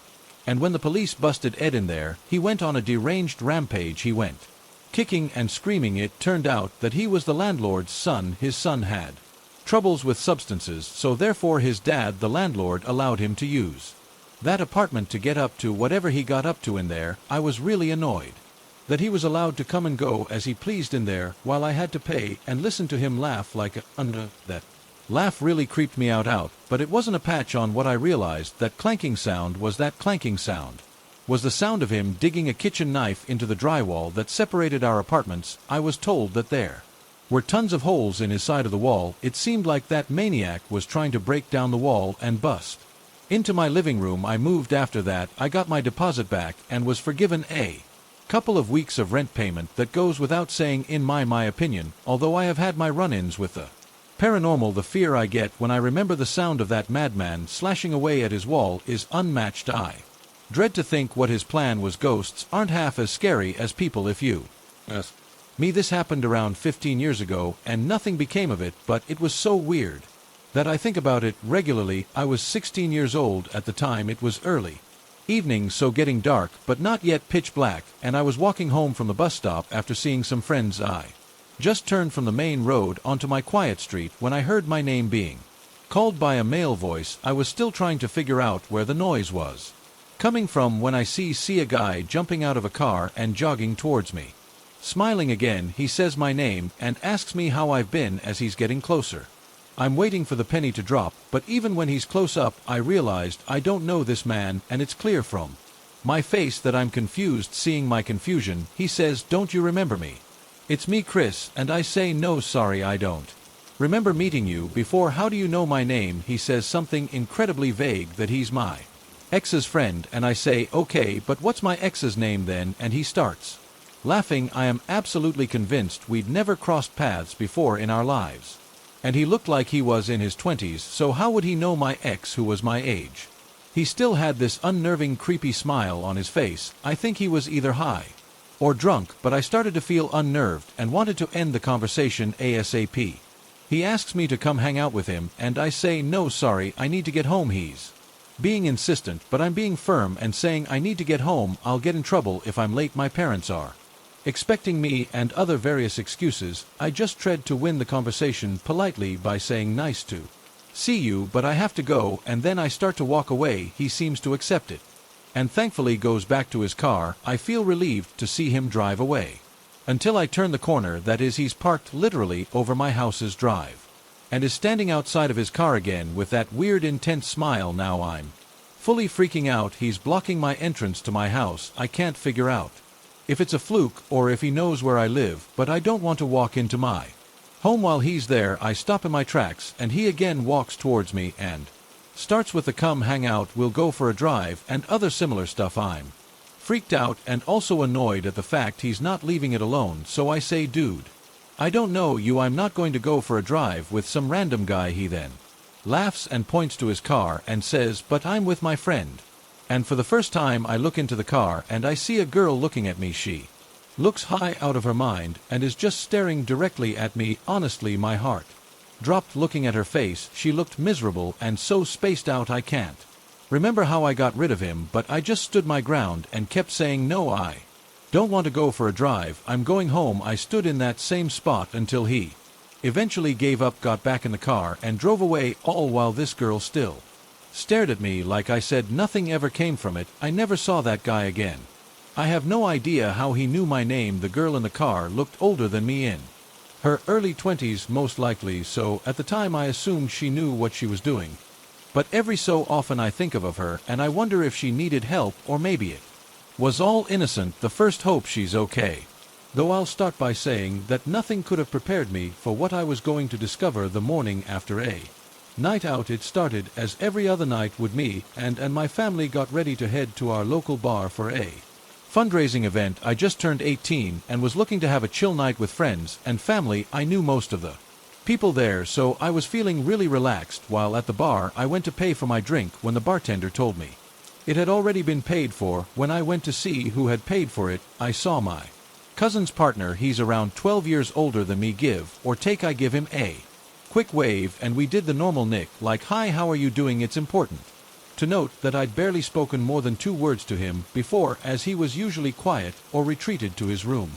When we would go and visit my cousin, after saying thank you, I thought nothing of it. Nothing seemed off with a little interaction. By the end of the night, I had gathered my family together and told them I wanted to head home. At this point in time, I was still living at home with my mother. She had made plans to stay at my grandmother's that night, so I was going to go home and sleep. It was around 11:30 p.m. and I was outside having a smoke, about to head to my car. Just as I was about to head to my car, I hear someone call my name, so I turned to find my cousin's partner walking towards me. He asked if I was heading home for the night, which I thought was weird. I said it was late, so I was calling it a night without skipping a beat. He mentioned the car I drive and said he would see me around sometime. At this point, I got a bit creeped out, so I said good night and walked off to my car. There were plenty of people outside, so I wasn't concerned at all. Once I got in the car, my phone went off, and it was my mother. She was begging and pleading with me to go and stay at my grandmother's house for the night, saying that she had a really bad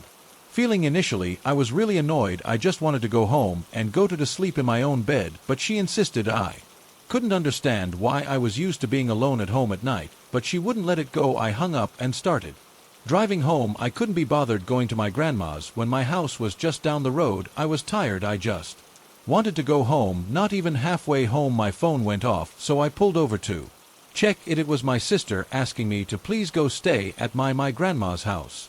I was pissed off at this point and decided it would be easier going to my grandma's house instead of arguing with my family. When I got to my grandma's house, everyone was asleep. Now I was really pissed off and went straight to sleep. The night was uneventful, but I woke up in the morning to my family talking about how they all had a feeling of dread, which is why they didn't want me to go home alone that night. My mother and I left for home at lunch. I felt off as soon as we pulled into the driveway. Once I got to the door, I found a police card wedged into the door to call them ASAP. I went inside and found my mother's camera on the kitchen table. This was a huge red flag, as it was in my bedroom.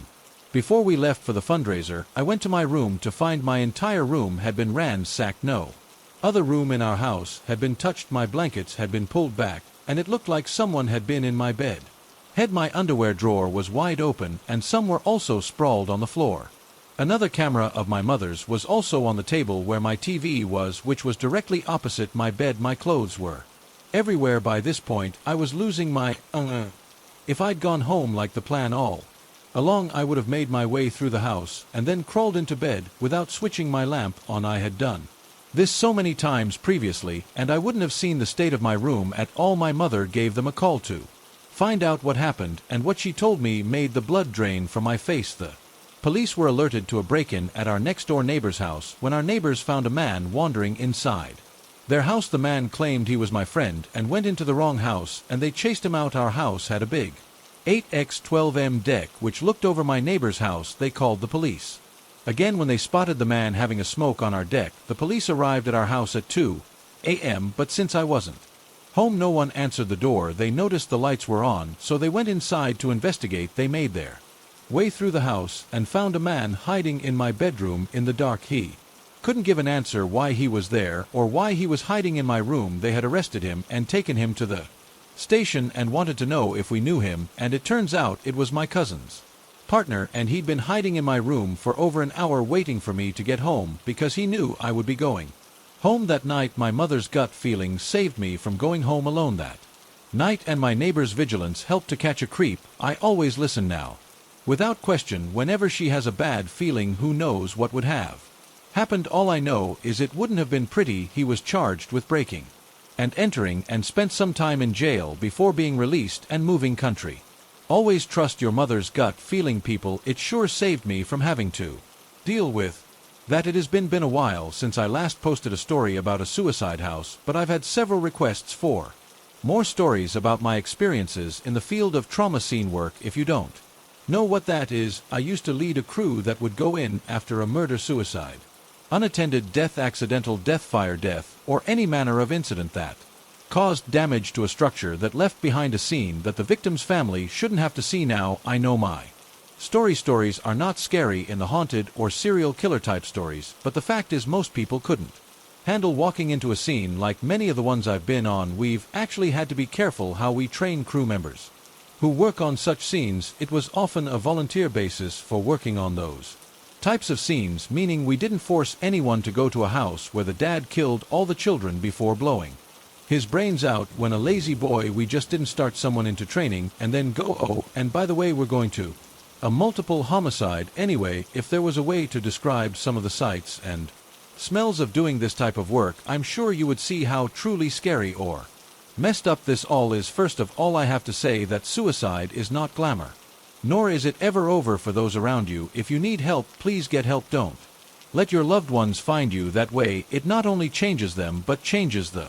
feeling inside the house. Anyway, back to my story. This took place in the late 1990s. Just before I got out of the field, we got a call to dispatch a crew out to a house, and we were told that there was an incident with at least one death. Sometimes it's given to us that way, but never like a real whole story. But sometimes we saw the true story on the evening news, or even a neighbor that talks too much. We arrive at this house. It's a modest house, but not really a high-end home. It's not quite a low-end one either. It was a two-story home about midway into a cul-de-sac street. As with some scenes, there's a cluster of neighbors outside looking at who we were and why we were there. The sheriff's department had just released the scene, so all of the crime scene investigators had already done their job. As I approached the house, I noticed of what looked like bullet holes in the stucco, broken glass, and a long blood stain on the driveway. We went inside and had a suit up almost immediately, as the police had probably used tear gas. There were bloodstains all over. It looked like as if someone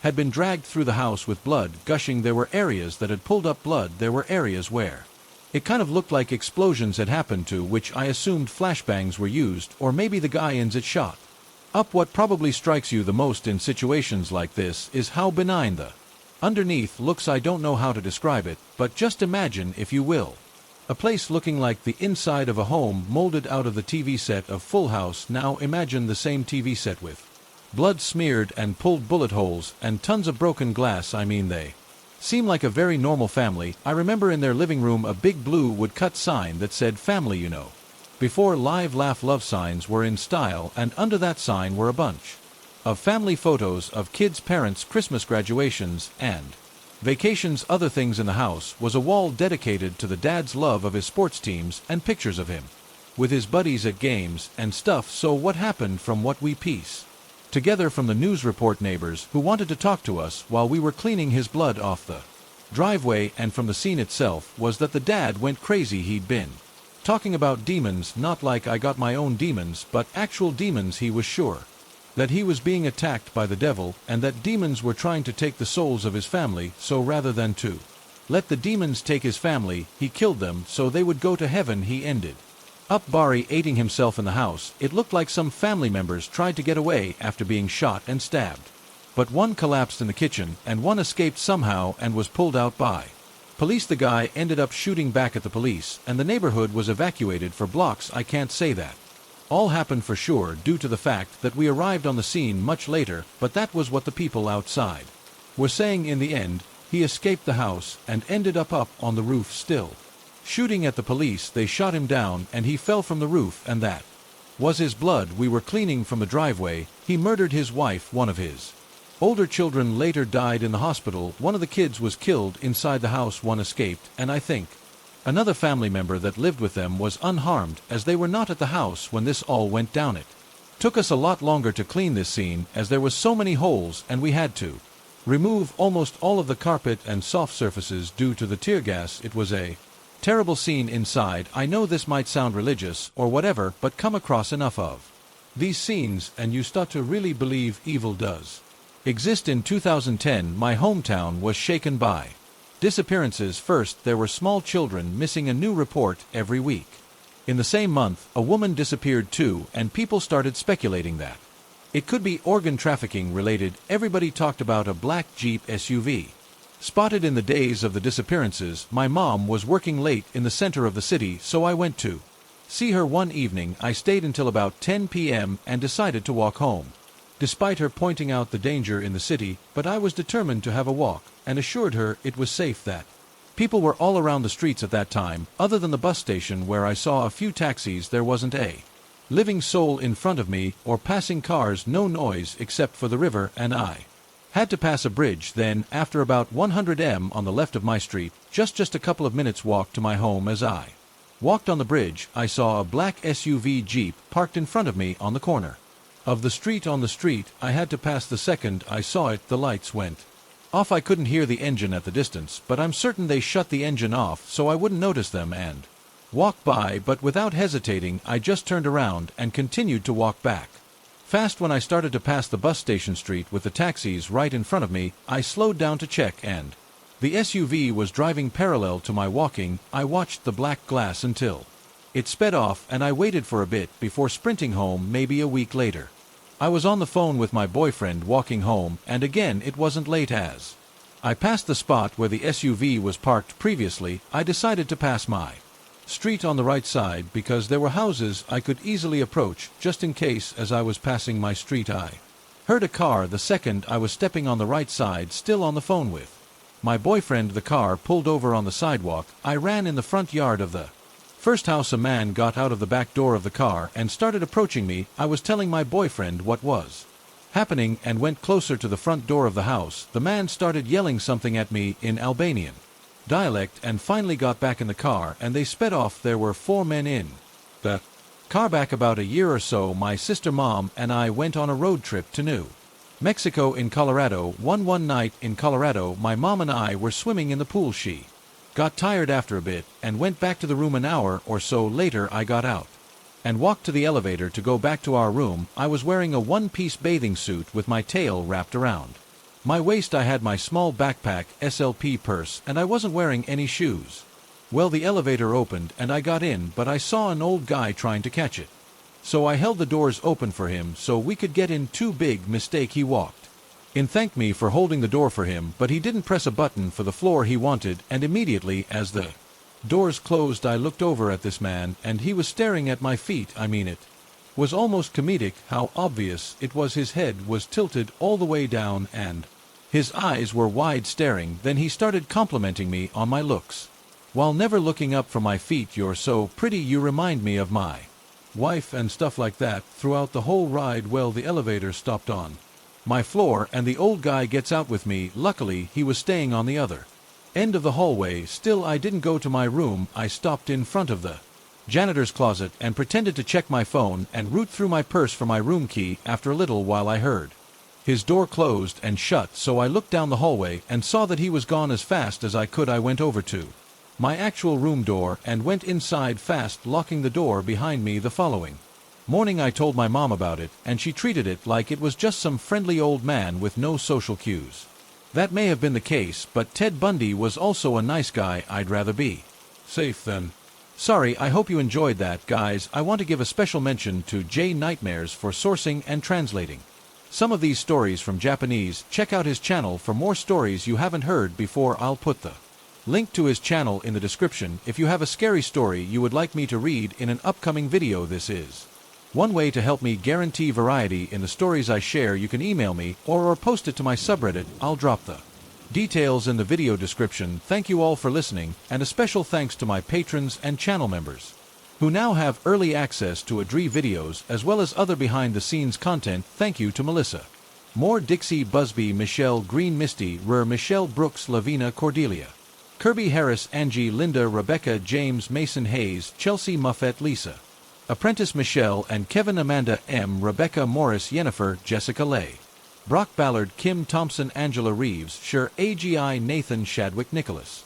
Johnson, Samantha, PL, Cheryl, Duckworth, Scout, Mon, 405Z, Harris, Unladylike 13, Venturas C, Elizabeth, Mays, Alexia Tuttle, Marshana Rainey Wos upon Mary Wright Jessica Copperfield Zoe D. Danielle Shaw. Jane Wiggins Tara Harris Mary Rye Callie. Townsend M. Dessa Edmondson Kimmy Lowe Wendy. Maris Confessions of a Cleaner Megan Abrams Miss Tycoon Stephen Sloan. Christina Myway Ashley Bray Madisa Felter Danielle Tina Marie Heckman Amal. Garner Lisa Redford Deborah Malay Connie Sue T. Adwell Diana Johnston Vampy Debs. Jasmine Davis Erica Air Fox Mulder Ram. Beltron Tina Nick Bosie Sarah C. H. Neal.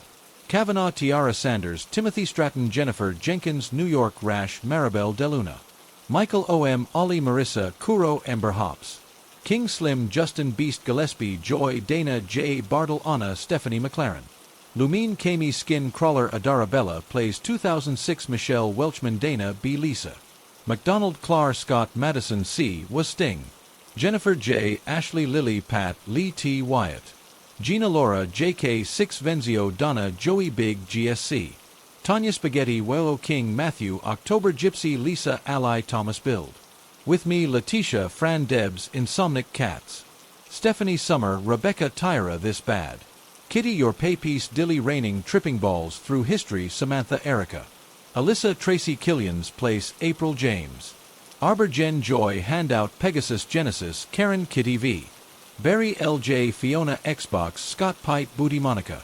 Level A Chris and Donna Holly Spry Kimber Jasmine Centik Heather Haven. Kitty Cat Luna 2 ADHD Aurora Janice. Cinderella Baby Borderline Betty Lady Draco Erica Nicole Snowball Rena Melanie. The Honeybee 987 Pretty Girl 215 Ryan Brooke Wendy Grafty K Tina Dina. Vampy Debs Patricia Amber Krista Brenda. Absent Alice Chrissy K Spiders Web H Law. La Andrea Sue Monique Shaw Gorman Emma. Lisa Sigma Cube X Greg Chelsea Amanda. Jane Sam Zepte Sarah C Austin Tan. Lil Smart Jenny Gabrielle Fire 5 Sarah P James Garana Gemma Allen. Monica Level A and Alex I hope you're doing well guys. I'll see you all on the next one.